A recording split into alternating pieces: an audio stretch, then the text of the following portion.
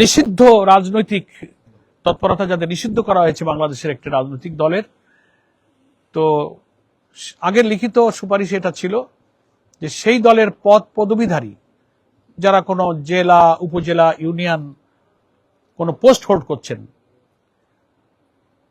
তো যে দলের রাজনীতি করাটা সন্ত্রাস বিরোধী আইন দ্বারা সরকারের নির্বাহী আদেশে নিষিদ্ধ করা হয়েছে, তো রাজনীতি তো মানুষই করে, রাজনীতি আর অন্যরা কেউ এসে করে না। তো যে ব্যক্তি রাজনৈতিক দলের কোনো পোর্টফোলিও, কোনো পোস্ট হোল্ড করবেন, তিনি যদি কোনো রাজনৈতিক দলের নেতৃত্বে থাকা অবস্থায় কোনো নির্বাচনে অংশ নেন, that is on kind of election politics, that is on kind of politics. তো কথা হচ্ছে রাজনীতির নিষিদ্ধ থাকলে ব্যক্তি যেহেতু রাজনীতি করে, ব্যক্তির নির্বাচন করাটা একটা রাজনীতি। ফলে পদ পদবীধারী নিষিদ্ধ দলের কোন ব্যক্তির নির্বাচনে অংশগ্রহণকেও অযোগ্য এবং নিষিদ্ধ করতে হবে।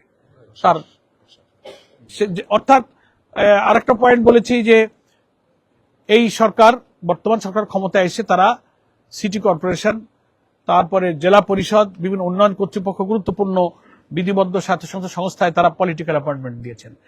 এদের উদ্দেশ্য পরিষ্কার বোঝা যায় যে তিনি এখানে নিয়োগ দিয়েছেন যে তিনি ওখানে দায়িত্ব পালন করবেন, সামনে যখন স্থানীয় সরকার নির্বাচন আসবেন তিনি এই নির্বাচন পর্যন্ত সিটি কর্পোরেশনের, জেলা পরিষদের বা বিভিন্ন গুরুত্বপূর্ণ পদের সুযোগকে, ক্যাপাসিটিকে, সামর্থ্যকে কাজে লাগিয়ে পাবলিককে সার্ভ করবেন।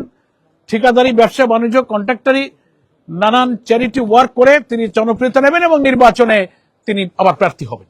আমরা এটা আপত্তি করেছি যে তাদেরকে নির্বাচনে অযোগ্য করতে হবে, কারণ এরকম স্থানীয় সরকারের পদে থেকে 2-5-10 মাস সার্ভ করে সাথে সাথে ইলেকশনে ক্যান্ডিডেট হওয়া মানেই হচ্ছে যে এই নির্বাচনকে নিরপেক্ষ হতে দেওয়া হলো না, দলীয়করণের জন্য তাকে এখানে নিয়োগটা দেওয়া হয়েছিল এবং নির্বাচন একেবারে দিব্যি এটা একটা দলীয় নির্বাচন হবে, পক্ষপাতিত্ব হবে, এটা নিরপেক্ষ হবে না, স্বচ্ছ হবে না। আমরা এই সমস্ত পদে যাদেরকে রাজনৈতিকভাবে নিয়োগ করা হয়েছে তাদেরকেও নির্বাচনে অযোগ্য ঘোষণা করার দাবি জানিয়েছি।